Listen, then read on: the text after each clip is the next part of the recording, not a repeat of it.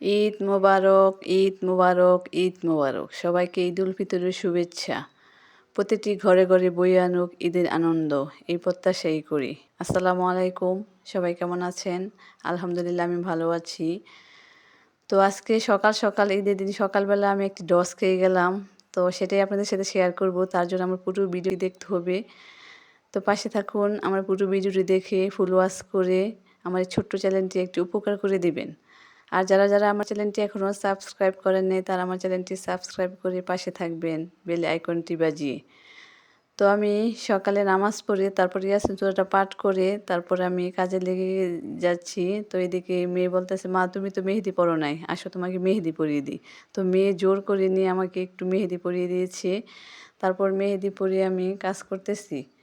তো এই দেখেন এদিকে আমি দুধটা জাল করে নিচ্ছি। তো এখানে আমি গরম মশলা, চিনি, লবণ এগুলি দিয়ে দুধটাকে ভালো করে জাল করে নিচ্ছি। আর এদিকে আমার কাছে আনইজি লাগতেছে এই মেহেদি পরে কাজ করাটা। আমি কিছুই করতে পারতেছি না। তো আমি মেহেদিগুলি ভালো করে মুছিয়ে তারপর কাজে লেগে গেছি। তো এই যে দেখেন দুধটাও এদিকে জাল করা হচ্ছে, আর এদিকে আমি একটি বুলের মধ্যে ১ প্যাকেট সেমাই ঢেলে নিচ্ছি। তারপর দুধটা যখন জাল করা হয়ে যাবে তখন আমি নামিয়ে নেব। নামিয়ে এই যে নামিয়ে নিচ্ছি। তারপর এর উপর দিয়ে আমি নারকেল দিয়ে তারপর দুধগুলি অল্প অল্প করে আমি সবগুলো দুধ দিয়ে দেব। তো এটা কিন্তু আমাদের মুসলিম জাতির মধ্যে একটি কমন খাবার। ঈদের মধ্যে কিন্তু সবার প্রতিটি ঘরে ঘরে সেমাই থাকে। অন্য কিছু রান্না করলেও এর পাশাপাশি সেমাইটা কমন একটি খাবার। তো দেখেন আমি সবগুলো দুধ দিয়ে তারপর উপর দিয়ে কিশমিশ দিয়ে তারপর দিয়ে দিয়েছি কাঠবাদাম, কাজু বাদাম। তো দিয়ে দেখেন আমি আজকের সেমাইটা রান্না করে নিয়েছি। দেখেন কতটাই লোভনীয় দেখাচ্ছে, অনেক লোভনীয় দেখাচ্ছে। তো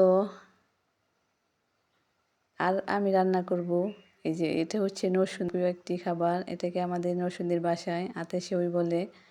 এটা আমি আগেই বানিয়ে শুকিয়ে নিয়েছিলাম। তো আজকে আমি শুকনো আতে সেউই রান্না করব। তো এই যে দেখেন রান্না হয়ে গেছে, এখন আমি নামিয়ে নিচ্ছি।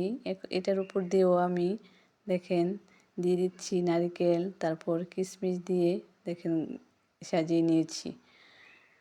তো এইদিকে আমার মিষ্টি জাতীয় জিনিস রান্না হয়ে গেছে। এখন আমি যা করব, পিঠা কিন্তু বাজি নাই। তো এখন পিঠা ভাজার জন্য আমি নিয়ে নিচ্ছি খাঁটি আখের গুড়। এটা হচ্ছে কাপাসিয়া থেকে আনা খাঁটি আখের গুড় দিয়ে আমি আজকে পিঠাগুলি ভাজবো। তো গুড়টাকে আমি জাল করে যখন এরকম আঠালো ভাপ হয়ে যাবে তখন আমি নামিয়ে পিঠাগুলি ভেজে নেব। এই যে দেখেন আমাদের নরসিংদীর জনপ্রিয় হরেক রকমের পিঠা। তো এগুলো আপনারা ভাবতেছেন আমি আজকে কেন গ্যাসের চুলায় রান্না করতেছি। সবসময় মাটির চুলার মধ্যে রান্না করি, তো আজকে কেন গ্যাসের চুলায়? ঈদের আগের দিন কিন্তু অনেক বৃষ্টি হয়েছিল। তো সেই বৃষ্টির কারণে সকালবেলাও গুড়ি গুড়ি বৃষ্টি পড়তেছে, আমি বাইরে রান্না করতে পারি নাই। তো এই জন্য গ্যাসের চুলার মধ্যে রান্না করতেছি। তো চেষ্টা করব দুপুরের খাবারগুলো আমি মাটির চুলার মধ্যে রান্না করার জন্য। তো এই যে দেখেন আমার মিষ্টি জাতীয় কিছু রান্না হয়ে গেছে, পিঠাও ভাজা হয়ে গেছে। তো তারপর রান্নার পর আমি আমার ছেলেকে গোসল করিয়ে তারপরে রেডি করাচ্ছি নামাজে যাওয়ার জন্য। আজকে কিন্তু আমার ছেলে প্রথম ঈদের নামাজে যাবে। তো ওর ২.৫ বছর হয়েছে। তো ও আর কোনো দিন নামাজে যায় নাই। তো ও কিন্তু অনেক খুশি তার বাবার সাথে ঈদের নামাজে যাবে। বাবাও রেডি হচ্ছে, তো সেও রেডি হচ্ছে। সে কিন্তু খুবই খুশি। দেখেন দুজনকে কেমন লাগছে, মাশাআল্লাহ খুবই সুন্দর লাগতেছে। তো ও অনেক আনন্দ করতেছে, সে ঈদের নামাজে যাবে। তো এদিকে মিষ্টি ওদেরকে দিচ্ছি, একটু মিষ্টিমুখ করে তারপর নামাজে যাবে। বলছি সালামি দেওয়ার জন্য, সে বলতেছে নামাজ পড়ে সালামি দিবে। তো কি সে অপেক্ষা করতে করতে করতে করতে বিকেল ৩টা হয়ে গেছে। আসার পর বলছি যে ঈদের সালামি কোথায়? সে বলছে তার এক বন্ধু নাকি অসুস্থ ছিল, তো ওইখানে গেছে, এই জন্য সালামি দিতে পারে নাই। তো এই ঈদে ডস খেয়ে গেলাম, আমাকে ঈদের সালামি আর দেওয়া হয় নাই। কী করব? আল্লাহ হাফেজ।